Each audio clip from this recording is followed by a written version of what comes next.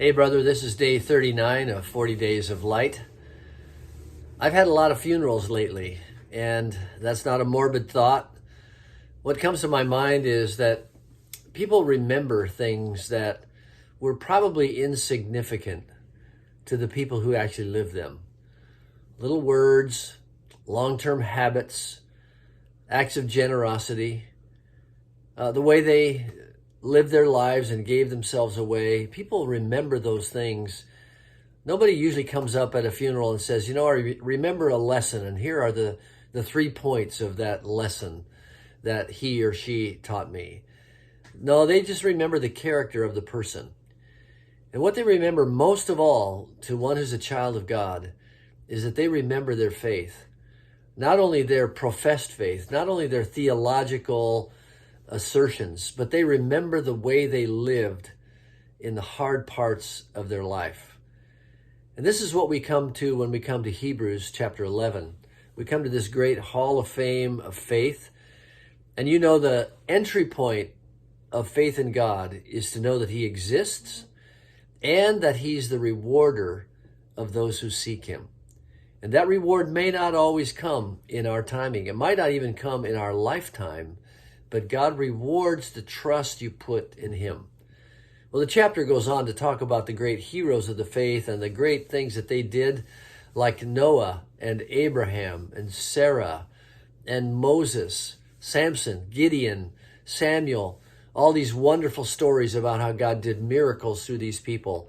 And then it comes to verse 36, and it says, others. Might I be one of these others? Listen to what it says about these others. Others suffered mocking and flogging, and even chains and imprisonment. They were stoned. They were sawn in two. They were killed with the sword. They went about in the skins of sheep and goats, destitute, afflicted, mistreated. I don't think I want to be one of those others, but the question I have to ask is, could I be? Would my faith show itself if I was one of these others?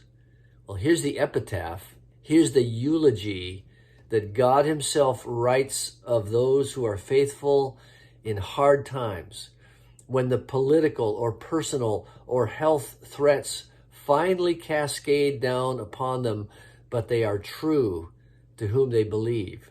Here's what it says, of whom the world was not worthy. They had a reward waiting for them.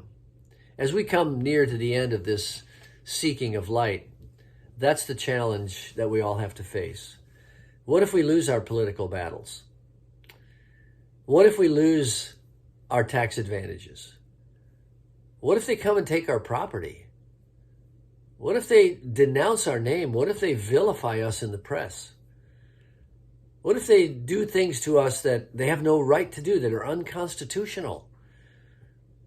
What will be the legacy of my faith?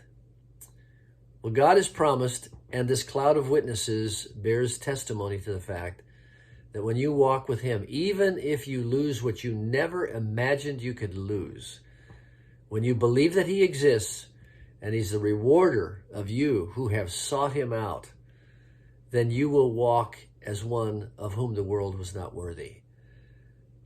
I don't know about you, but that's the eulogy I want to be said of me.